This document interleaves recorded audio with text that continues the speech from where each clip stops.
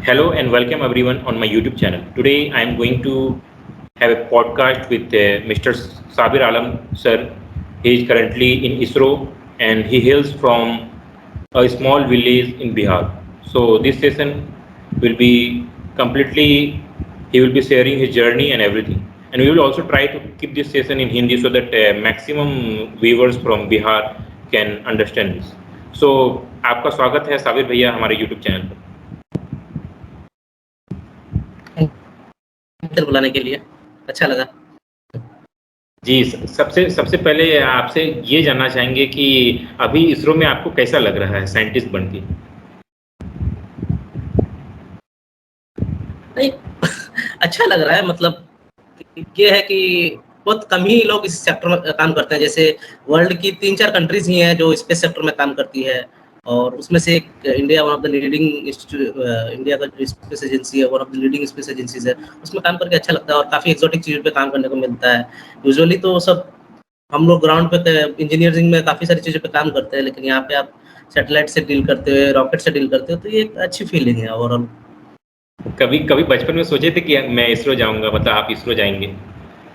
नहीं, बचपन में तो नहीं सोचा था, मतलब बचपन में उतना मालूम भी नहीं था इन सब के बारे में। बस हाँ, वो जब इसमें आसमान में कुछ उड़ता था, वो जो स्ट्रीक होते थे, तो लगता था कि कुछ रॉकेट जा रहा है, तो हम लोग बात करते थे कि देखो इसमें लोग जा रहे हैं, ऐसा वैसा।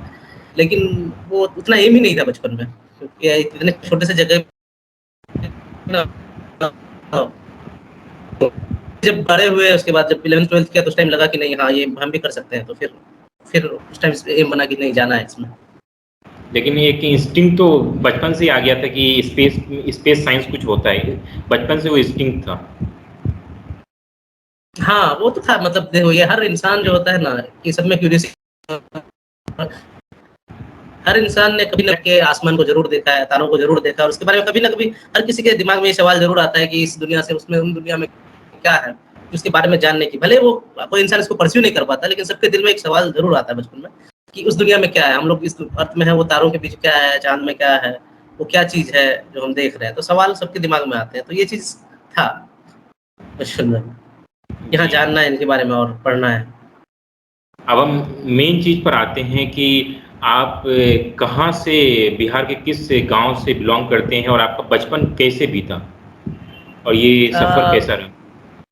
मैं एक्चुअली बिहार के कटिहार जिला में एक ब्लॉक है, बारसोई ब्लॉक है, उसमें बहुत दूर पे, मतलब एक छोटा सा गांव है, उसका नाम है छोगरा करके, छोगरा और जीआर बोलते हैं। तो एक्चुअली नाम सुना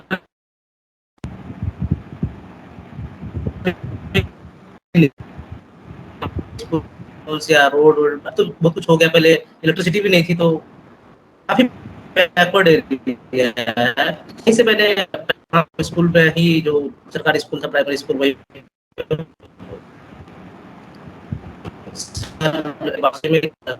कोचिंग होते हैं, मतलब जो रेजिडेंशियल स्कूल्स होते हैं, उसमें एक स्कूल है, वहाँ पे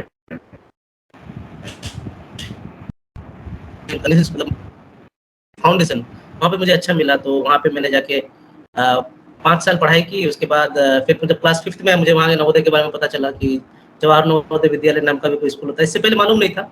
वहीं जाके फिर उसकी तैयारी की, वहाँ के मेरे टीचर्स ने तैयारी करवाई, फॉर्म भरा, तो किस्मत से निकल गया उसमें, नवोदय में।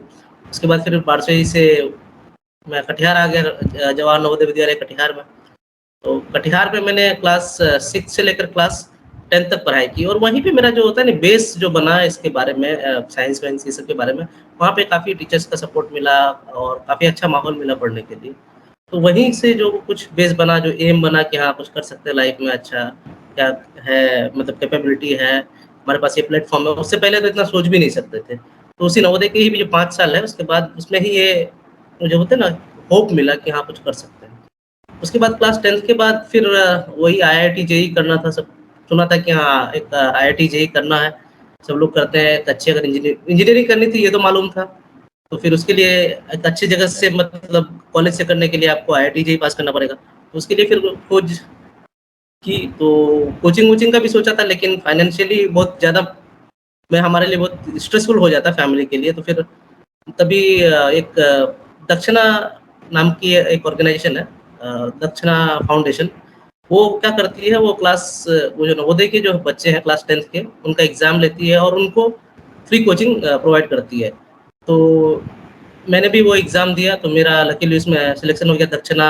उस एग्ज़ाम का नाम है ग्रैंड दक्षिणा सिलेक्शन टेस्ट, जीडीएसटी। और उसके थ्रू मुझे जो मिला, मुझे दक्षिणा ऑर्गेनाइज़ेशन में नहीं मिला, मुझे एक और ऑर्गेनाइज़ेशन है, उसका नाम है अवंती फेलोज़। तो उन्होंने मुझे अपॉर्च्युनिटी दिया, तो मैं वहाँ से कटिहार से मुझे सीधे मैं ट्रांसफ़र होके माइग्रेट होके पौंडीचेरी में आ गया। तो पौंडीचेरी में मैं वहाँ भी नवोदय में ही था, जवाहर नवोदय विद्यालय पौंडीचेरी में। लेकिन ये जो ऑर्गेनाइज़ेशन थी अवंती फेलोज़, उन्होंने क्या किया था कि उन्होंने एक ऑनलाइन कोचिंग अरेंज की थी। वो उनका टाई अप था इसके साथ, विद्या मंदिर क्लासेस जो है दिल्ली में। तो वहाँ पे हमारी ऑनलाइन क्लासेस होती थी, जो इसकी एक तो रेगुलर क्लासेस करते थे हम, इसके जो स्कूल में होती थी रेगुलर। लेकिन उसके बाद फिर तो शाम में जो कोचिंग की क्लासेस होती थी मैथ्स और फिजिक्स और केमिस्ट्री की, आईआईटी जेईई के लिए। तो वहाँ पे मतलब हमने 2 साल पढ़ाई की, वहाँ काफ़ी मेहनत करनी पड़ी, वहाँ तो बहुत चैलेंजेस फेस करने पड़े, बहुत नए-नए, एकदम बिहार से पहली बार निकले थे और वो भी पहुँच गए पौंडीचेरी, बहुत दूर, और कल्चर भी काफ़ी डिफरेंट था, खाना बहुत डिफरेंट था। तो ये सब कुछ मुश्किल रहा, लेकिन था कि एम एम था कि करना है, तो फिर सहते चले, करते रहे। उसके बाद फिर 2 साल वहाँ मेहनत की, उसके बाद फिर जेईई का एग्ज़ाम मेंस, उसके मुझे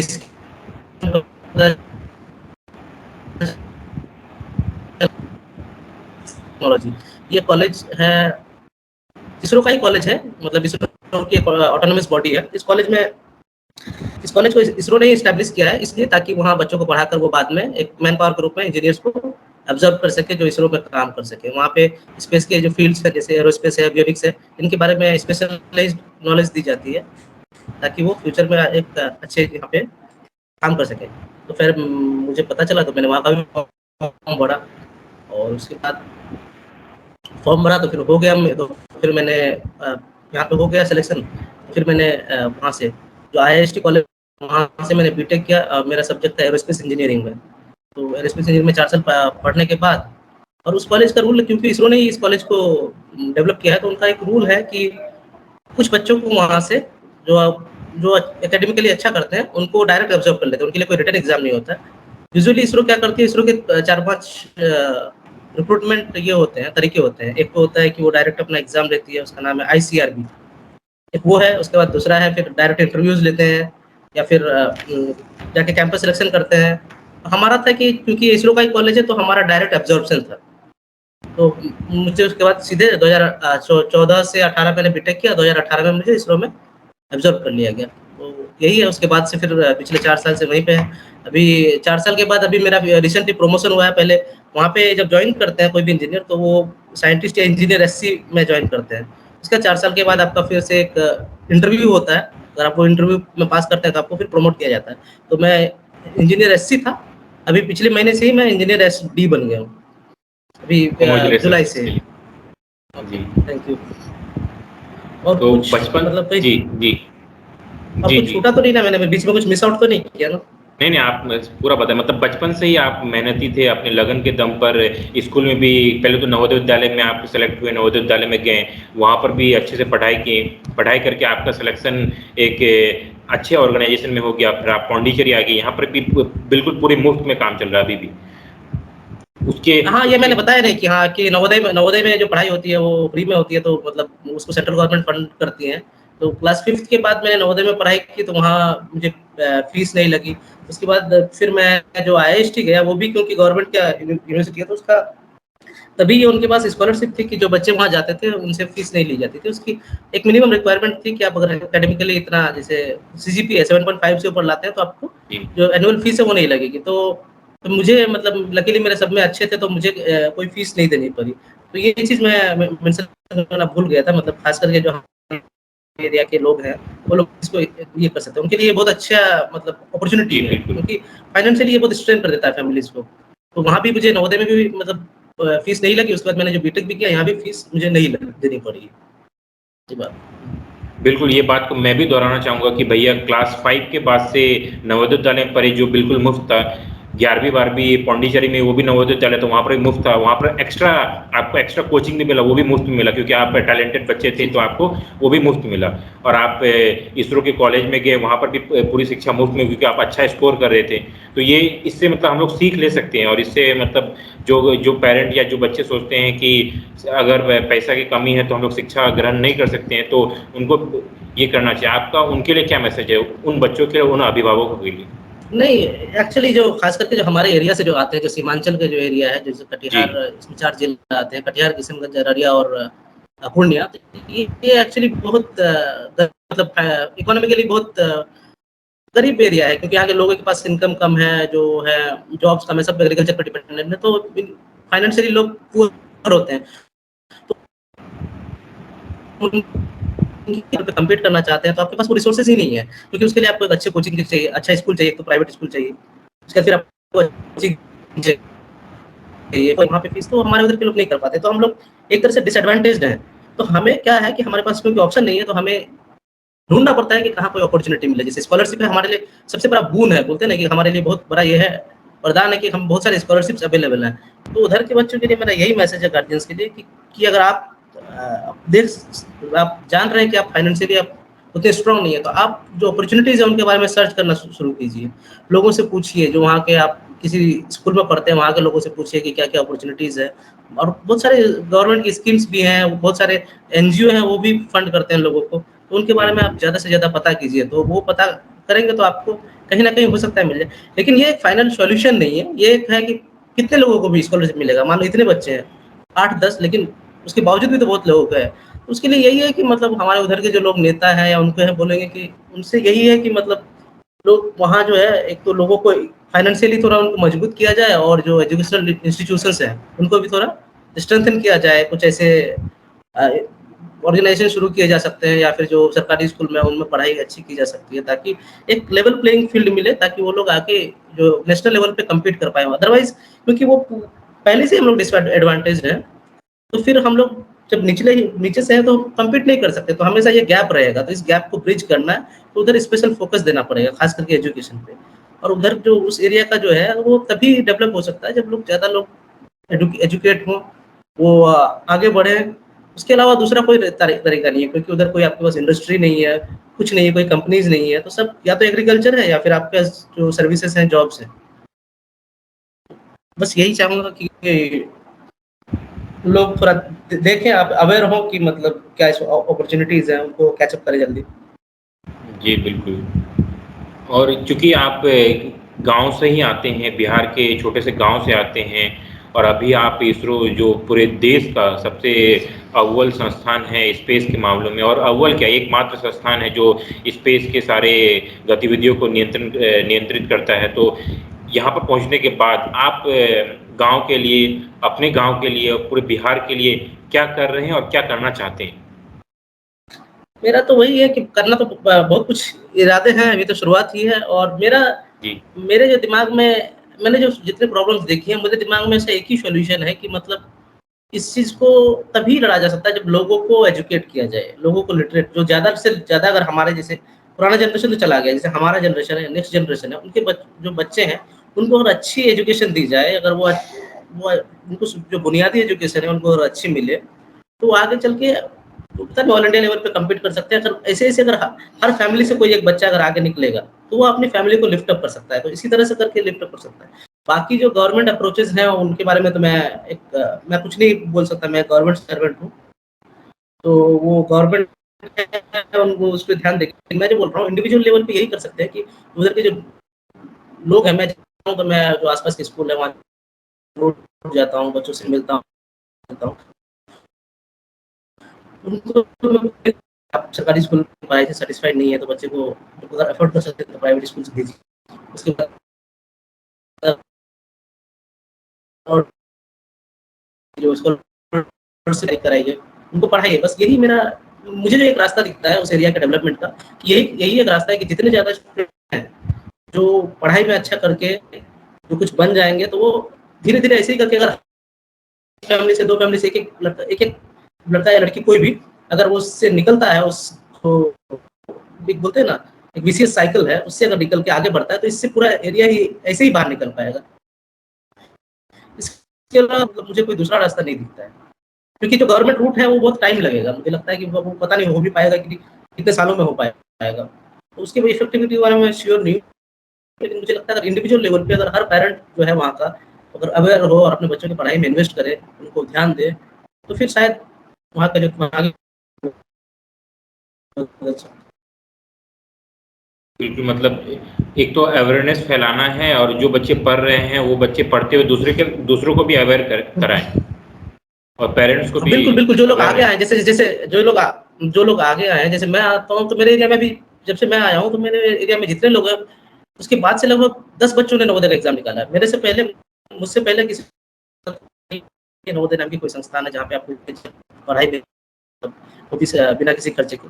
फिर ऐसे ही जब एक आदमी आगे बढ़ता है, अगर वो चाहे तो वो 10 आदमी को भी साथ में अपने ला सकता है। आप उनको बताइए इसके बारे में कि ये अपॉर्च्युनिटी है, आप ये कर सकते हैं। तो उसके बाद जैसे मैंने जो ऑब्ज़र्व किया मेरे लोकेलिटी में, ये अवेयरनेस बढ़ी है थोड़ी, तो मतलब लोगों के यहाँ के बच्चों को पढ़ाना है, इससे फ़ायदा हो सकता है, इससे आगे बढ़ सकते हैं और ये अपॉर्च्युनिटीज़ हैं। इसी तरह जो हमारे एरिया से जो भी लोग निकल रहे हैं, जो अच्छा कर रहे हैं, उनसे मेरा यही है कि लोगों से कनेक्ट और उनसे जो वहाँ खास करके जो यंग जनरेशन है, जो अभी स्कूल में है, उनसे मिलें और उनको इंस्पायर करें, उनको बोलें कि हाँ, रास्ते हैं, कोई ना कोई ऑप्शंस हैं, मतलब अपॉर्च्युनिटीज़ हैं, उनको बताएँ, ताकि वो भी आगे बढ़ सके और अपनी फैमिली को आगे बढ़ा सके। तो ऐसे ही मतलब एक-दूसरे को ही खींच के निकालना है वहाँ से। बिल्कुल, बिल्कुल सही बात बोले आप कि जो जो अच्छा कर रहे हैं वो दूसरों को भी अच्छा करने के लिए प्रोत्साहित करें। जिस भी लेवल पे अगर मतलब क्या पूरा हेल्प नहीं कर सकते, कम से कम तो जिस सलाह तो दे अरे सकते टाइम हैं। तो दे सकते हैं, टाइम दे जी, सकते हैं, जी। बात कर सकते हैं, उनको समझा सकते हैं। ऐसे में तो मतलब मुझे लोग महीने में तो कितने सारे कॉल आते हैं, मेरे जो रिलेटिव्स हैं या फिर जो गाँव के लोग हैं या पुराने स्कूल के स्टूडेंट्स हैं, वो हम सजेशन माँगते हैं करियर एडवाइस के लिए, क्योंकि वहाँ के लोगों को अवेयरनेस नहीं है। तो वो एडवाइस माँगते हैं कि मतलब ये करियर कौन-सा चुनूँ, कैसे चुनूँ, क्या करूँ? तो उनको मैं हमेशा समझाते रहता हूँ। तो ऐसे ही मतलब लोगों को जो है वहाँ के उनको आप थोड़ा हेल्प कीजिए, जिस भी लेवल पे कर सकते हैं। अगर आप पढ़ा जाके डायरेक्ट पढ़ा सकते हैं तो वो सबसे अच्छा है। नहीं कर सकते हैं तो आप कम से कम जो उनको उनका गाइडेंस कर दीजिए, करियर गाइडेंस कर दीजिए। बिल्कुल भैया, आप इसमें तो आप बहुत अच्छा काम भी कर रहे हो। मुझे अपने भी समय का याद है कि जब मुझे भी मतलब करियर रिलेटेड डाउट था तो मैं भी आपसे बात किया करता था। आप पूरा समय देके बताते थे कि नहीं देखो ये कर लो या फिर ये कर लो, तो पूरा अच्छा सा आप तो इसमें काम कर रहे हैं। क्योंकि आप वो मुकाम पर पहुँच गए हैं तो आप इसमें काम कर रही है, काबिल-ए-तारीफ़। नहीं, ये मतलब मुझे लगता है मेरी रिस्पॉन्सिबिलिटी है, जो उस एरिया के हम लोग क्योंकि एक ही देश से आते हैं, तो मुझे लगता है कि वहाँ के लोगों की रिस्पॉन्सिबिलिटी है कि हम अपने जो कम्युनिटी अपने सोसाइटी के हैं, वहाँ के लोगों की जितनी ज़्यादा हो सके, ऐसे ही मतलब मुझे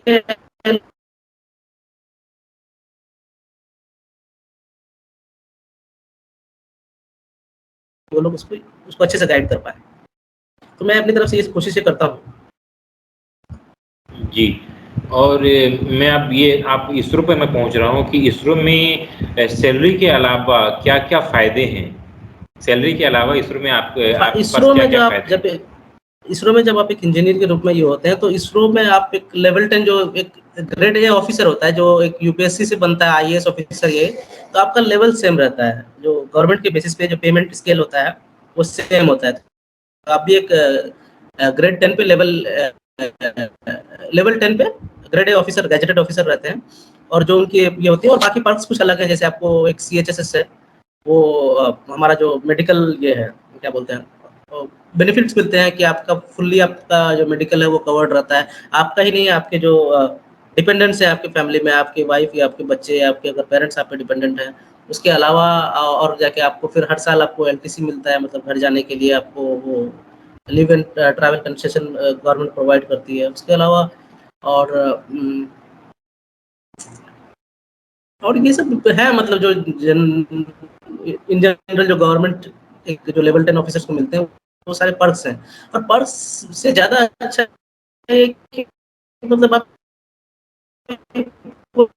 लोग गवर्नमेंट ऑर्गेनाइजेशन के बारे में सोचते हैं कि बहुत लेथार्जिक होते हैं लोग, मतलब बहुत लेज़ी होते हैं कि हाँ आए, बस टाइम बिता के चले गए सैलरी। लेकिन यहाँ ऐसा नहीं है, यहाँ पे आपको कॉम्पिटिशन है, यहाँ पे आपको डेडलाइन्स मीट करनी होती है, तो आपको ऐसा नहीं लगेगा कि आप एक गवर्नमेंट जो एक इमेज बनी है कि गवर्नमेंट ऑफिसेज़ की, वैसा है, वैसा आपको नहीं लगेगा। आपको लगेगा कि हाँ, एक किसी एक अच्छे ऑर्गेनाइज़ेशन में काम कर रहे हैं और यहाँ पे टाइम बेस्ड डिलीवरी देने की रिक्वायरमेंट होती है। लोग कोशिश करते हैं, मेहनत करते हैं। कई-कई लोग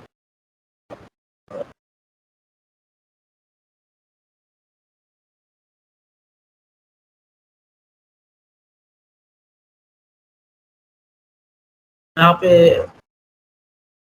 आपको टेंजिबल इसके इफेक्ट्स भी देखने को मिलते हैं जब रेगुलर लॉन्चेस होते हैं, सक्सेसफुल लॉन्चेस होते हैं।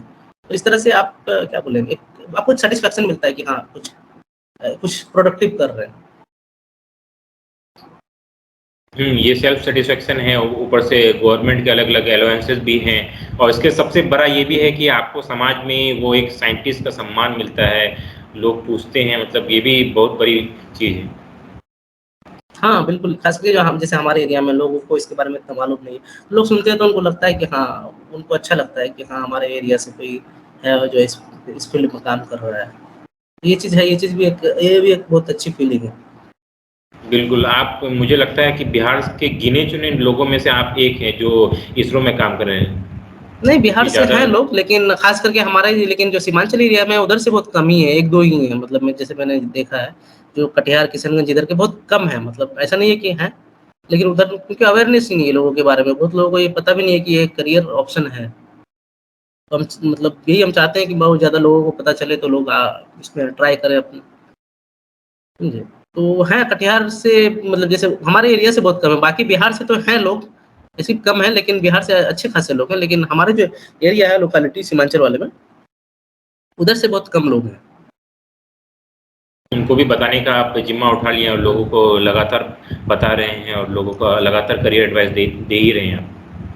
हाँ, मतलब जैसे जितने हो पाता है हम तो कोशिश करते हैं। जब भी घर जाते हैं तो हम अपने स्कूल में, आस-पास के स्कूलों में ज़रूर विज़िट करते हैं और उनको बताते हैं कि हाँ, ये है ऑप्शन, आप एक्सप्लोर कर सकते हो। और ख़ास करके जो जितने सारे स्टूडेंट्स जो मैथ, साइंस लेके पढ़ाई करते हैं, उसके बाद वो करियर ऑप्शंस के बारे में पूछते हैं, ख़ास करके स्कूल से या फिर कहीं से, तो हम उनको बताते हैं कि हाँ, ये बहुत और सारे ऑप्शंस के साथ-साथ ये भी एक अच्छा ऑप्शन है आपके पास। बिल्कुल भैया। और इसरो में अभी आपका क्या डिपार्टमेंट है? और ये इस बीते सालों में काम करके कैसा अनुभव रहा लोगों के साथ? इसरो में इसरो के बहुत सारे सेंटर है, वो 15 से 20 सेंटर है ऑल ओवर इंडिया में। तो मेरा जो सेंटर है उसका नाम है विक्रम साराभाई स्पेस सेंटर, जो सबसे बड़ा जो लीडिंग सेंटर है इसरो का। और वो ये केरल का जो कैपिटल है त्रिवेंद्रम, तिरुवनंतपुरम, वहाँ पे लोकेटेड है। तो मैं भी यही सेटल्ड हूँ और इसमें मैं पिछले 4 साल में मैंने अलग-अलग चीज़ों में काम किया है। जो अभी पिछले साल एक चंद्रयान 2 लॉन्च हुआ था, मैंने उसपे भी मेरा मतलब कुछ कंट्रीब्यूशन था, मैंने उसपे भी काम किया था। और फिर अभी चंद्रयान 3 का लॉन्च प्लान है अगले साल, तो उसमें भी मेरा मतलब मैं इन्वॉल्व हूँ। और फिर फ्यूचर का जो एक इसरो का गगनयान मिशन है, जिसके अंतर्गत मतलब जो कुछ भारतीय लोगों को इंडियन रॉकेट से स्पेस में भेजने का प्लान है अगले 2-3 सालों में। तो अभी फिलहाल मैं उसी सिस्टम में काम कर रहा हूँ, जो गगनयान है। तो वही अभी मेजर जो मेरा वर्क ये है, क्या बोलते हैं, अभी मेजर वर्क वही है कि मतलब गगनयान के फील्ड में उसको सक्सेस करना है। अभी उसी में इन्वॉल्व डेडिकेटेड हूँ। वहाँ वर्क करके वर्क एक्सपीरियंस कैसा रहा लोगों के साथ, अपने कलीग्स के साथ? या अच्छा, क्यों, एक तो है कि आपको यहाँ पूरा इंडिया मिल जाता है। एक तो हर स्टेट से लोग हैं अलग-अलग, और हर स्टेट के जो बेस्ट जो ब्रेन्स होते हैं यूजुअली वही लोग आके जॉइन करते हैं। क्योंकि आप इसरो में जॉइन करने के लिए आपको बहुत मेहनत करनी पड़ती है और बहुत ये चाहिए, क्या बोलते हैं, आप आपको इतना क्वालिफाइड होना चाहिए। तो काफ़ी जो एक्सपर्ट लोग हैं उन लोग से मिलने को मिलता है और अलग-अलग आइडियाज़ शेयर होते हैं। और होता है ना, पूरे ऑल ओवर इंडिया से मतलब हर स्टेट से अलग-अलग तरह के लोग, सबका कल्चर अलग है, लेकिन सब लोग यहाँ मिलके एक एक मिशन के लिए काम कर रहे हैं, तो ये अच्छा लगता है। और सबके पास अपने-अपने क्योंकि सबने अलग-अलग जगह से पढ़ाई की है, सबके दिमाग अलग-अलग है, तो सबके अपने-अपने आइडियाज़ होते हैं, तो ये काफ़ी कुछ सीखने को मिलता है एक-दूसरे से। बिल्कुल, मतलब बहुत अच्छा माहौल है क्योंकि लोग सब अच्छे लोग हैं और अच्छे आइडियाज़ के साथ हैं, उनके साथ अच्छा जी। शेयरिंग भी होता है। हुँ, और हुँ। ये हमारे लिए भी बहुत गर्व की बात है कि आप हमारे इलाके से, सीमांचल के इलाके से जाके वहाँ चंद्रयान और गगनयान और भी अनेक है जो इसरो के प्रमुख मिशन हैं, उसमें कंट्रीब्यूट कर रहे हैं। तो मतलब हमारा भी कंट्रीब्यूशन चला गया आपके थ्रू। कि हमारे इलाके बिल्कुल, बिल्कुल। हमारे नहीं, इलाके से मैं कभी खुद को आइसोलेट नहीं देखता हूँ। मुझे लगता है कि मैं जब एक अपनी जो कम्युनिटी है उधर के, मैं सबको रिप्रेज़ेंट कर रहा हूँ कि हाँ, मैं जी, उन जी, लोगों के बिल्कुल। साथ ये चल रहा हूँ। मैं कभी उन लोगों से मतलब होता नहीं, टूटा नहीं हूँ, हमेशा जुड़ा रहा हूँ। तो मुझे लगता है कि हाँ, वो लोग भी मुझसे जुड़े हैं और उनकी भी मुझसे बहुत सारी उम्मीदें जुड़ी हुई हैं। बिल्कुल, आप ज़मीन से जुड़े हुए व्यक्ति हैं, पहले भी थे, अभी भी हैं, इस मुकाम पर पहुँचने के बाद भी अभी भी ज़मीन से जुड़े हुए हैं। मैं ये आप पूछना चाहूँगा कि इसरो में जाने का कुछ 1-2 तरीका आप बता दें, जिससे मतलब क्या हाँ, जो बिल्कुल। लोग बि जी, हाँ, बिल्कुल, बिल्कुल, बिल्कुल। तो इसरो में आने के 3-4 तरीके हैं, मैं प बताता हूँ। पहला तो जो डायरेक्ट तरीका है कि वो जैसे आप बीटेक कर लेते हैं, जैसे नॉर्मल बीटेक करने के बाद जैसे से ये हो गया, मैकेनिकल हो गया या सिविल हो गया, इन सब में बीटेक करने के बाद उसके बाद आप इसरो एक हर साल एक एग्ज़ाम कंडक्ट कराती है, उसका नाम है आईसीआरबी। इसरो रिक्रूटमेंट का एग्ज़ाम होता है। लेकिन पिछले 2-3 सालों से ये एग्ज़ाम नहीं हो रहा है, मतलब एक्चुअली इसरो में क्या हुआ है, कुछ रिस्ट्रक्चरिंग हुई है। एक ये गवर्नमेंट इसरो तो गवर्नमेंट ऑर्गेनाइज़ेशन है, लेकिन फिर गवर्नमेंट ने कुछ प्राइवेट इंस्टीट्यूशंस बनाए हैं, तो उसमें कुछ शेयरिंग चल रही है। इस वजह से ये जो रिक्रूटमेंट है अभी 2-3 सालों से बंद है, लेकिन होपफुली 1 या 2 साल में फिर शुरू हो जाएगी। वही मेजर जो है रिक्रूटमेंट का रास्ता है, जो आईसीआरबी एग्ज़ाम है। आईसीआरबी, तो जो लोग चाहें वो लोग सर्च कर सकते हैं इसके बारे में। तो उम्मीद है 1 या 2 साल में फिर से ये रिज़्यूम हो जाएगी।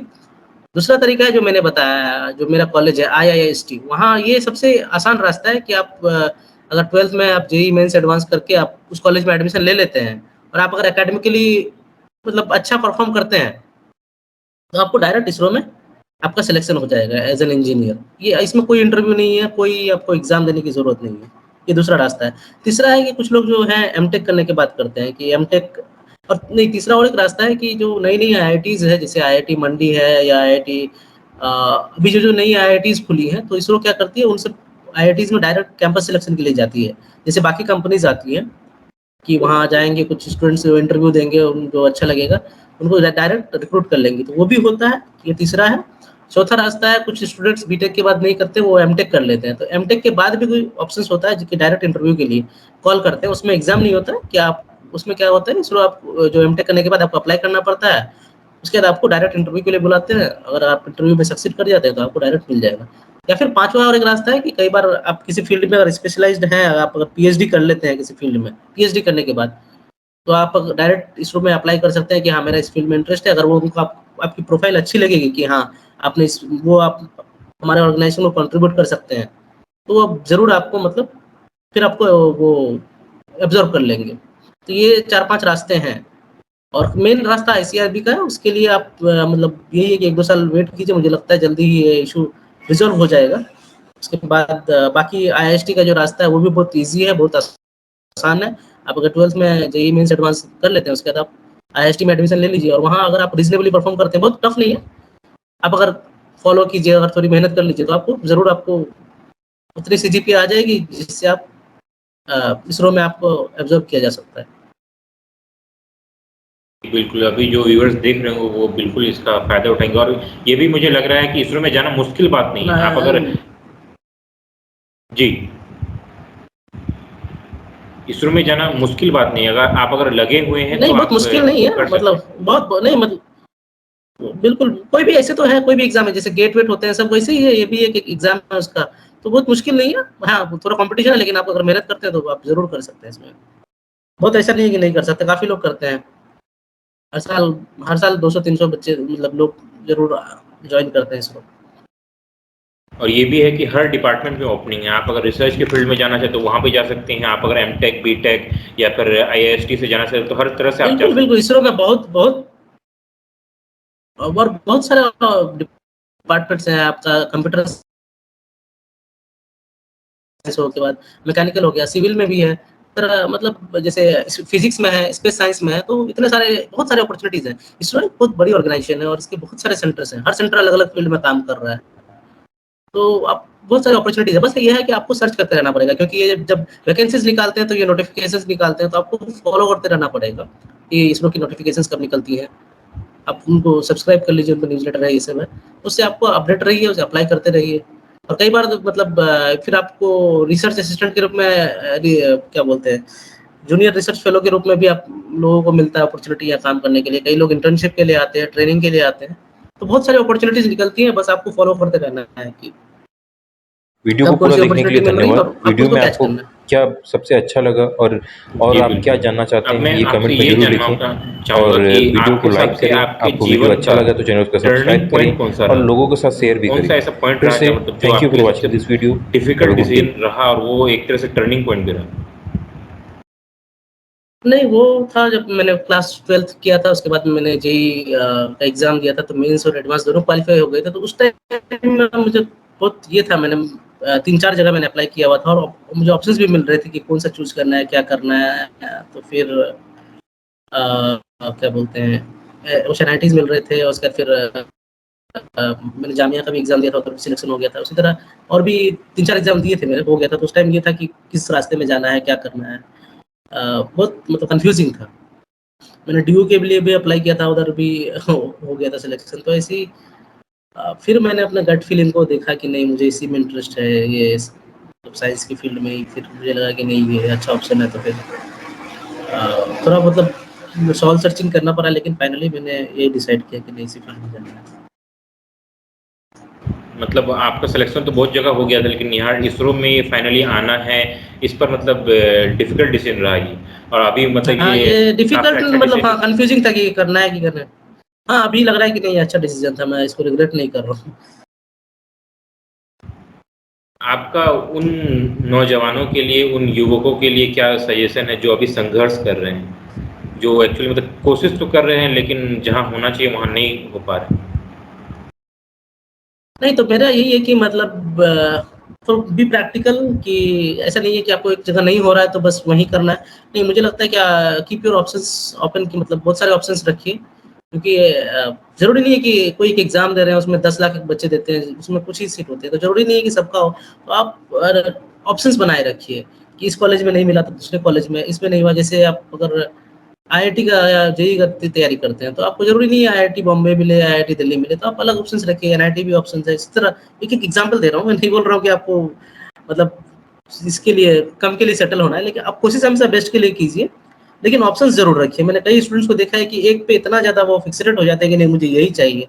ऐसा नहीं है, लाइफ मतलब इतना स्पेसिफिक नहीं हो सकता, तो आपको थोड़ा अपने ऑप्शंस ब्रॉड रखिए। उसी तरह जैसे आप मान लीजिए बीटेक कर लिया, उसके बाद क्या करना है? कोई एक जॉब पे ज़रूरी नहीं है, मतलब अगर आपको इतना पैशन है कि हाँ, मुझे वही करना है, तो बिल्कुल आप कीजिए। उस पैशन को फ़ॉलो करने के लिए जो-जो रास्ते हैं उनको अपनाइए, या फिर नहीं है तो आप अलग-अलग एग्ज़ाम्स दीजिए, अलग-अलग अपॉर्च्युनिटीज़ रखिए। ख़ास करके जो हमारे एरिया के जो लोग हैं, उनके पास ये लग्ज़री नहीं है कि वो मतलब पैशन फ़ॉलो करने के लिए सब कुछ सैक्रिफ़ाइस कर दें। मेरा ये मानना है, क्योंकि हम लोग इकोनॉमिकली बहुत बैकवर्ड रीजन से आते हैं। तो उन लोग के लिए मेरा यही सजेशन है कि मैक्सिमम ऑप्शंस ओपन रखिए। एक जगह नहीं 10 जगह अप्लाई कीजिए, एक नहीं 10 एग्ज़ाम दीजिए और हर जगह से ऑप्शंस कीजिए, उसमें जो आपको बेस्ट लगे चूज़ कीजिए। और कहीं न कहीं एक बार नहीं, 1 जगह नहीं 10 जगह 20 जगह करेंगे तो कहीं न कहीं हो सकता है आपका हो जाए। मेरा एम यही है कि उन लोग को फाइनेंशियली इंडिपेंडेंट बनाना, उन लोग को अपलिफ्ट करना। तो वो तभी हो पाएगा कि आप ज़्यादा ऑप्शंस में, अगर एक में लग जाइएगा कि एक एग्ज़ाम नहीं हो रहा, उसी में सिर्फ़ वही एग्ज़ाम करना है, तो वो मुश्किल हो जाएगा आपके लिए। तो ये है कि ज़्यादा ब्रॉड ऑप्शंस रखिए। हाँ, पैशन ज़रूर रखिए कि उसको कीजिए, लेकिन प्रैक्टिकल भी रहिए। बिल्कुल, मतलब अपने ऑप्शंस को ब्रॉड करना है और प्रैक्टिकल हाँ, रहते हुए बिल्कुल। मेहनत करना है। जहाँ भी हो जाए वहाँ अगर बिल्कुल, पैशन और लगे तो मेहनत अच्छे के नहीं तो है। कोई ऑप्शन नहीं है। मेहनत का तो कोई ऑप्शन ही नहीं है, मेहनत तो करना ही है हमेशा लाइफ में। लाइफ जी, वो बिल्कुल। बिना मेहनत के कुछ नहीं मिलेगा। और ये आपसे मैं पूछना चाहूँगा कि अभी आपका आगे का क्या प्लान है? इसरो में ही रहना है या फिर आगे कहीं दूसरी जगह से भी ऑफ़र्स हैं? नहीं, अभी फ़िलहाल कहीं मैंने दूसरी जगह ट्राई नहीं किया, अभी तो फ़िलहाल इसरो में ही रहना है। बाकी मैं सोच रहा हूँ, मतलब मुझे लगता है कि मुझे और पढ़ाई करना चाहिए। मैं हायर स्टडीज़ का सोच रहा हूँ कि इसरो भी स्पॉन्सर्ड हायर स्टडीज़ देता है कि आप जाके जो टॉप इंडिया की यूनिवर्सिटीज़ हैं, जैसे आपका आईआईएससी बैंगलोर है, आईआईटीज़ है, वहाँ से जाके आप मास्टर्स की पढ़ाई कर सकते हैं। आप चाहे तो पीएचडी भी कर सकते हैं। तो मैं अभी मतलब श्योर नहीं हूँ, लेकिन मेरे दिमाग में कहीं न कहीं ये चीज़ है कि और आगे की भी पढ़ाई करनी है। कि आज नहीं तो मतलब 1 साल या 2 साल बाद, तो ये ऑप्शन है, मतलब ये है मेरे दिमाग में कहीं न कहीं कि और थोड़ी पढ़ाई करनी है, डिग्री लेनी है। बाकी उसके बाद आप पढ़ाई करके फिर वापस आके आप इसरो में काम कर सकते हैं, ऐसा भी है। इस मुकाम पर पहुँचने के बाद भी आप में मतलब ये लगन है आगे और पढ़ाई करने का, इससे मतलब लोगों को सीख लेना चाहिए कि लोग मतलब ये कोई तो मतलब 12वीं तक ही पढ़ते-पढ़ते थक जाते हैं कि नहीं बहुत पढ़ लिए कोई बीटेक कर लिए तो उसी में थक जाते हैं बहुत पढ़ लिए। आप तो मतलब बीटेक करने के बाद काम भी कर रहे हैं, काम भी 4 साल का काम एक्सपीरियंस भी है, उसके बाद भी आपको पढ़ने का मन है क्योंकि पढ़ने का इतना बेनिफिट्स है ही हाँ, और मुझे इतना लगता है कि नॉलेज पढ़ाई मतलब काम से बहुत अच्छा है। मुझे लगता है पढ़ाई काम में बहुत टेंशन है, पढ़ाई मतलब में टेंशन नहीं है। पढ़ाई में आप नया-नया सीखते हैं, काफ़ी कुछ सीखने को मिलता है। काम में होता है कि आप बहुत एक चीज़ में वो हो जाते हैं और बहुत प्रेशर होता है। यहाँ पे पढ़ाई में उतना प्रेशर नहीं मुझे ये लगता है। काम में ज़्यादा प्रेशर होता है। जी, बिल्कुल। और मैं आपसे पूछना चाहूँगा कि इस पूरे सफ़र में ये अभी तक का जो आपका सफ़र रहा गाँव से निकल के इसरो तक पहुँचने में, इसमें आप किन-किन लोगों को मतलब उनका शुक्रिया अदा करना चाहेंगे कि उनका बहुत बड़ा सहयोग रहा, बहुत बड़ा हेल्प रहा? किन-किन लोगों को उनका आप नाम बता सकते हैं? इसमें सबसे पहले तो मेरे फैमिली मेरे पापा हैं, उन्होंने बहुत कुछ मुझे सपोर्ट किया मतलब शुरू से ही। एक क्योंकि उनके पास एक विज़न था कि हाँ, मतलब भले फाइनेंशियल कंडीशन उतनी अच्छी नहीं थी, वो तो मेरी बहुत लंबी फैमिली थी और इनकम लिमिटेड था। तो उन्होंने लेकिन फिर भी ये ना देख के मतलब मुझे पढ़ाया वहाँ पे कि बोर्डिंग स्कूल में रखा, इतनी मेहनत क्योंकि उस टाइम में कोई बहुत कम ही लोग रख रख अफ़ोर्ड कर पाते थे। उन्होंने वहाँ रखा और उनको ये था कि किसी भी तरह से इसको पढ़ाना है, तो उन्होंने बहुत इसके लिए मतलब बहुत सैक्रिफाइसेस किए, बहुत मेहनत की, जहाँ भी हुआ, कहीं मुझे जब ज़रूरत पड़ी तब आए, कहीं भी जाना पड़ा। जब मैं पहली बार वो कभी बिहार से बाहर नहीं निकले थे, जब मैं पौंडीचेरी आया, वो मेरे साथ आए। ना लैंग्वेज आती थी, ना कुछ आई थी, लेकिन सब कुछ सहा, बहुत प्रॉब्लम्स भी हुई सफ़र में, लेकिन उन्होंने हर मोड़ पे साथ दिया। हर जगह जब ज़रूरत पड़ी, तो सबसे पहले तो फैमिली का ही है, मतलब फैमिली में भी पापा स्पेशली, बाकी मम्मी है, उनका भी सपोर्ट रहा है पूरा।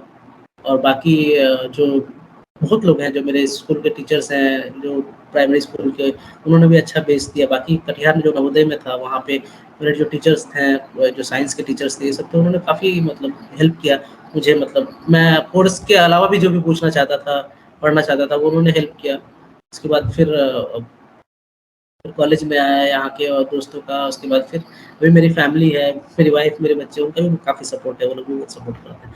ओवरऑल सबका बहुत बड़ा कंट्रीब्यूशन रहा है और किसी एक को इस पे पर्टिकुलर ये नहीं कर सकते। और बाकी मेरे वहाँ के मतलब जो मुझे मेरी जो कम्युनिटी के लोग हैं, मेरे उधर के सीमांचल के लोग हैं, मैं उनसे बहुत इंस्पायर होता हूँ कि वो लोग बहुत मेहनत करते हैं, बहुत मेहनती लोग हैं। मैं उनको देखता हूँ कि वो अपनी लाइफ़ में इसके लिए कितना मेहनत करते हैं, स्ट्रगल करते हैं, तो उनसे भी मैं सीखता हूँ कि नहीं मतलब लाइफ़ में हम मुझे भी करना है। वो लोग अपनी लाइफ़ को जीने के लिए बहुत उनको मेहनत करनी पड़ती है, तो उनसे देख के मैं कहीं न कहीं मैं भी इंस्पायर होता हूँ। तो आपको इन लोगों का हमेशा सपोर्ट मिले, तो मतलब आपके पापा हाँ, का हमेशा सपोर्ट मिला और आप बताया कि जैसे लोगों को देख के भी लोग जैसे सीमांचल के लोग इतने मेहनत कर रहे हैं, उसको भी देख के आपको मतलब लगता है हाँ, बिल्कुल। कि और वो उन्हीं लोग को अपने देख के उतने लगता है कि नहीं मुझे इन लोगों के लिए कुछ आगे करना चाहिए। मेरे अंदर ये चीज़ है। अभी डायरेक्टली क्योंकि मैं जैसे जिस जॉब में हूँ मैं उनको डायरेक्टली हेल्प नहीं कर सकता, लेकिन मैं इनडायरेक्टली जितना मेरी तरफ से मैं कोशिश करता हूँ कि उन लोगों से मिलने की, उनकी प्रॉब्लम्स जानने की, उनकी हेल्प करने की। तो वो इनडायरेक्टली अगर मुझे फ्यूचर में मौका मिले तो मैं कोशिश करूँगा डायरेक्टली उनके उनके लिए कुछ करूँ, जो वहाँ के हमारे जो लोग हैं, उनकी लाइफ़ को जी। बेहतर बनाने के लिए। तो इसी तरह से हम लोग आप इस पॉडकास्ट के अंत पर पहुंच गए हैं। फिर हुँ। से मैं आपसे पूछना चाहूँगा आप अगर कुछ मैसेज देना चाहें एज ए होल सबके लिए, स्पेशली बिहार के लोगों के लिए, बच्चों के लिए, अभिभावकों के लिए? वही मेरा यही मैसेज है कि खास करके बिहार और हमारे जो एरिया के लोगों के कि ये हकीकत है कि हम लोग एक बहुत डिसएडवांटेज्ड प्लेस से आते हैं, हमारे पास उतनी अपॉर्चुनिटीज़ नहीं है इन जनरल। जैसे मैं देखता हूँ, मैं जो one of the least developed area है बिहार और one of the most developed area है मैं वहाँ केरला में, मैं दोनों जगह रह चुका हूँ। केरल में भी मैं पिछले 7 साल से रह रहा हूँ, तो मैंने ये कॉन्ट्रास्ट देखा है कि कितना मतलब डिसएडवांटेज्ड में है। यहाँ के लोग कितने एडवांटेज है, उनके पास उनको जो बेसिक एजुकेशन है, बेसिक फैसिलिटीज़ है, वो सब उनके लिए स्ट्रगल नहीं करना पड़ता, जो बेसिक एमिनिटीज़ हैं। हमारे उधर जो बेसिक एमिनिटीज़ हैं, खाने के लिए, पानी के लिए, उनके लिए ही लोग स्ट्रगल करना शुरू मतलब उन तक के लिए स्ट्रगल करना पड़ता है, तो लोग आगे का सोच नहीं पाते हैं। तो ये एक बहुत बोलते हैं ना, ये अगली ट्रुथ है, इसको एक्सेप्ट करना पड़ेगा। उसके बाद आपको देखना पड़ेगा कि इस ट्रुथ को कैसे हैंडल किया जाए, इससे कैसे निकला जाए। तो उसके लिए आपको क्या करना पड़ेगा कि आपको एक तो मेहनत है, मेहनत तो हमेशा करनी है और आपको अवेयर रहना पड़ेगा। आपको बाहर लोग जो अदर प्लेसेस के लोग हैं, वो लोग इग्नोरेंट रहने का वो अफोर्ड कर सकते हैं, आप नहीं। आपको हमेशा चौकन्ना रहना पड़ेगा कि कौन सी अपॉर्चुनिटी है, ढूँढते रहो कि मतलब किधर अपॉर्चुनिटी है और जो पहली अपॉर्चुनिटी मिले उसको हाथ से मतलब पकड़ लेने का है। तो हमेशा आप पता नहीं यही रहिए, चौकन्ना रहिए, हमेशा अवेयर रहिए, लोगों से बात करते रहिए, पूछते रहिए कि हाँ, ये इसमें करियर के बारे में एडवाइस लेते रहिए। जो लोग क्वालिफाइड है उन लोगों से, ऐसा नहीं कि अरे-गहरे से वो लोग नहीं दे पाएँगे। जो लोग आप देखे हैं कि जो लोग कुछ किए हैं, जो लोग इसमें इस फ़ील्ड में काम करते हैं, उनसे आप पूछिए, मिलते रहिए और ख़ास करके स्कॉलरशिप अपॉर्च्युनिटीज़ के बारे में ज़रूर देखिए कि कहाँ से मैं पढ़ाई कर सकूँ। वो मेरा भी यही होगा, मतलब जो स्टूडेंट्स हैं उनको मैं यही मैसेज देना चाहता हूँ कि स्कॉलरशिप के बारे में हमेशा अवेयर रहो, ढूँढते रहो, कि जहाँ मिले वहाँ ले लेना है। उसके तभी आगे बढ़ पाओगे, नहीं तो हम लोग अफ़ोर्ड ही नहीं कर सकते, जो पेरेंट्स हैं, जो हकीकत है। जी, बिल्कुल आप सही कहें कि मतलब पहले तो हम लोग को ये एक्सेप्ट करना है कि हम लोग पीछे हैं।